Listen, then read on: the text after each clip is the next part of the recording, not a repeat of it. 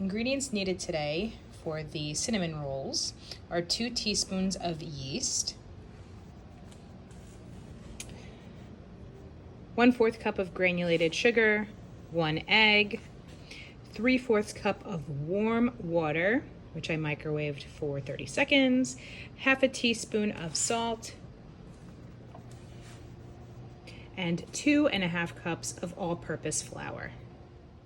Step 1 says to dissolve the yeast in the warm water inside the liquid measuring cup. So I'm going to pick up the wax paper, pour the yeast in, and give it a quick stir so it dissolves. I'm going to take a spoon and mix the yeast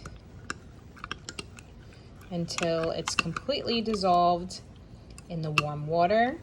We want no clumps left behind, and then we're going to let this yeast and water mixture sit for a couple of minutes to allow the yeast to become activated. While we're waiting on the yeast, we're going to start to mix the egg in the large mixing bowl. I'm going to use a whisk to break the egg and whisk it all together. Once the egg is beaten, it should look like this. Next, we're going to add the sugar and the salt to the egg. Here's the sugar and salt added. I'm going to continue to whisk the sugar and salt together with the egg until fully combined. I'll show you what that looks like once I'm done. Here's the egg and the salt and the sugar once it's all combined.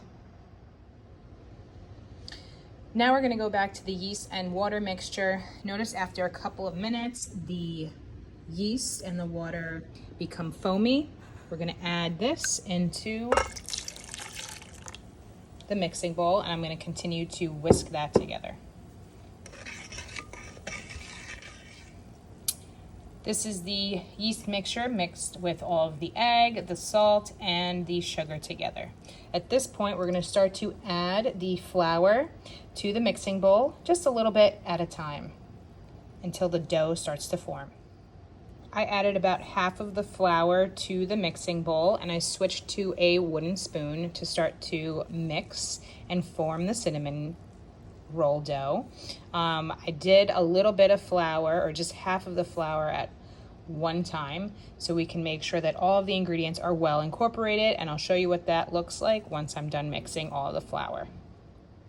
Here's the second half of the flour measurement, so I'm going to continue to mix this until my dough forms.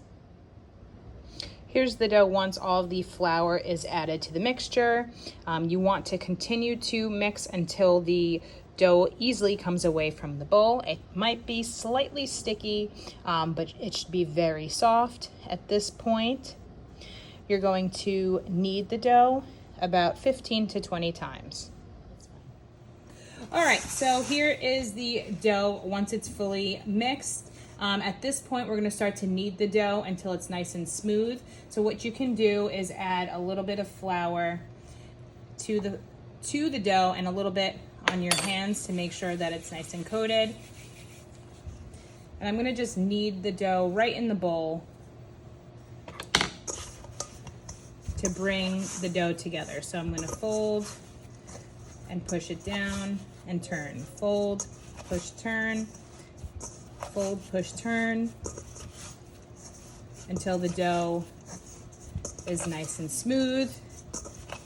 Again, about 15 to 20 times, and you'll see what that looks like once I'm done.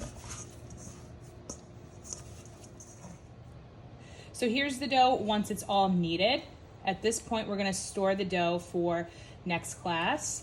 So to store the dough, you're going to take some cooking spray, and we're going to lightly grease the inside of a Ziploc bag before putting the dough inside. So I'm just going to do a couple of spritzes, and then you're going to place the dough inside the bag and seal it. You're going to label the bag with your kitchen number and your class period and store it for the next day.